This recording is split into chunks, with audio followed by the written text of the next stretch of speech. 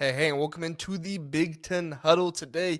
We're diving into the Rutgers 2025 Scarlet and White Spring Game, which wrapped up spring practices for them. If you're a Scarlet Knight fan, this game was a solid look at what's cooking up for upcoming seasons. Not so much this year, but we're still going to cover it. So, like, subscribe, do all that good stuff. 5-star rating on podcasts. Let's get this started. First, a recap of the game itself. The Scarlet team edged out the White team in a tight 14-3 finish. Defense dominant, offense optional in this one, with the game-winning moment coming from Jalene Jahavari. I apologize. I'm going to be terrible with names. There's a lot to remember. I'm doing my best here, okay? Rutgers team impact teammate who scored a touchdown to seal the deal. It was a fun competitive scrimmage, but with several starters sitting out, playing limited snaps like QB Kaliak who only saw one series. This was really a stage for the younger guys to shine, and shine they did. Now, let's get into the meat of it. What did we learn about this Rutgers squad and the players who are turning heads? Takeaway number one: AJ Surace is the real deal as QB2. With Johnny Shepard hitting the transfer portal, Surace locked down the backup role, and boy, did he make a case for himself. He went 15 of 24 for 220 yards and a touchdown, showing poise, accuracy, and some serious arm talent as well. From a 35-yard sideline dime to Ben Black, a 7-yard TD pass to tight end Mike Higgins, Surace looked like he was running the offense with a lot of confidence. He also connected on a pair of 22-yard passes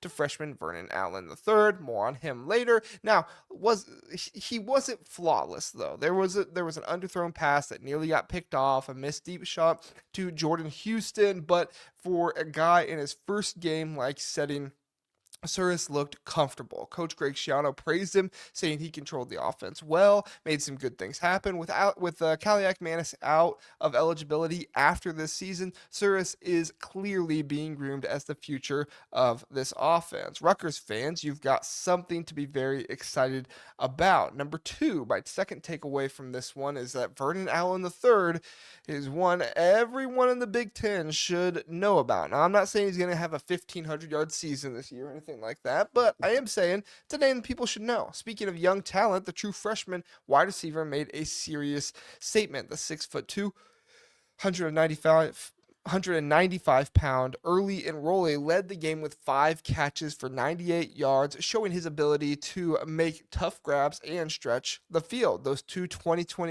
22-yard receptions from Surace, they were absolute lasers, and Allen was right there to haul them in. Strong hands did a good job. Rutgers has a knack for getting contributions from young receivers. Think Ian Strong 2023 and KJ Duff last year. And Allen looks like he could be next up in line alongside other young pass catchers like Jordan Houston, who had 4 catches for 45 yards, and Michael Thomas III.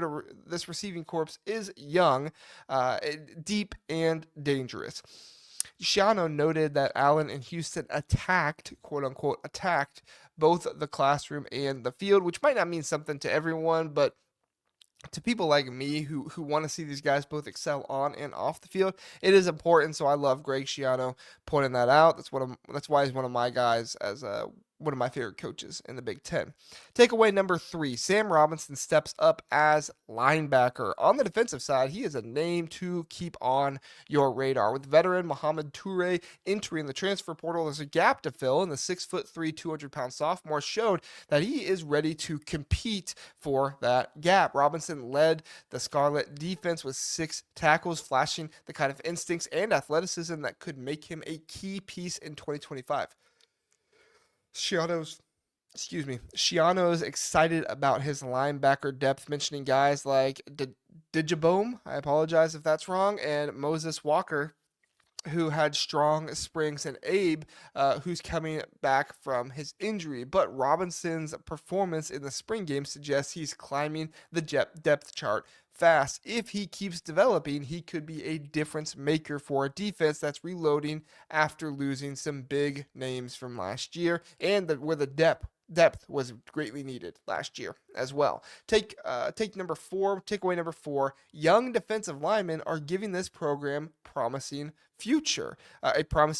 The defensive line is another area where the youth is making a difference. Redshirt sophomore Djibril Abdou Rahman, I believe that's how you pronounce it. Raiden Bruins both recorded sacks, and Abdou Rahman and redshirt freshman Farrell Nago putting consistent pressure on Surace in the first half. Schiano highlighted Zaire Angu. I told you there's a lot of hard names in here. Who won the Douglas A. Smith Second Effort Award as the most improved defensive player, as a guy who's had a great spring. With some veterans gone, Rutgers plans to lean on a number of fronts, rotating guys to keep the line fresh. Schiano's philosophy of playing tougher, more technically correct, will be a focus to have in training camp, but the potential is there for this group to wreak havoc on their opponents. Takeaway number five, the running game and offensive line hold steady even without key running backs like CJ Campbell and Samuel Brown. The backfield showed depth. Antoine Raymond, Ed Gouret, and true freshman Terrell Mitchell combined for 109 yards and a touchdown on 32 carries, with Gouret punching it in for an 8-yard score.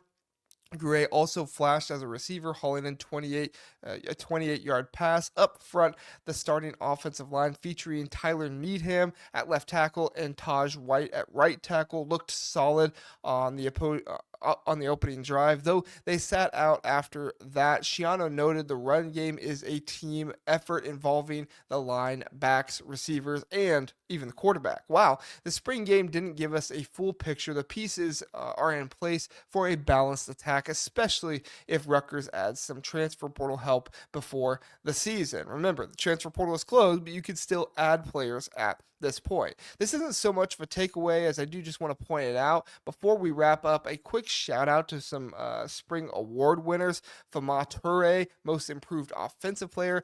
Zaire Angu, most improved defensive player. And DJ Allen, most extraordinary toughness. These guys set the tone for the work ethic that Schiano demands. Overall, the Scarlet and White game gave us a glimpse of a Rutgers team that's young, hungry, and has more depth than they had last year. AJ Surace looks like the future at quarterback behind Athan Kaliakmanis, Vernon Allen III. The young receivers are ready to make plays, and guys like Sam Robinson on the defensive line are stepping up. With Schiano's focus on development and a tough summer ahead, the Scarlet Knights are building something exciting for next year. Not really sure what to expect yet, but it's definitely something that we're going to be maintaining an eye on and watching. What do you think about these takeaways? Did you have something you saw? Are you hyped about Surace, the young talent? What do you see? Do you want to see more from the veterans? Drop your thoughts in the comments. Hit that like button, subscribe for more Rutgers football content. And until next time,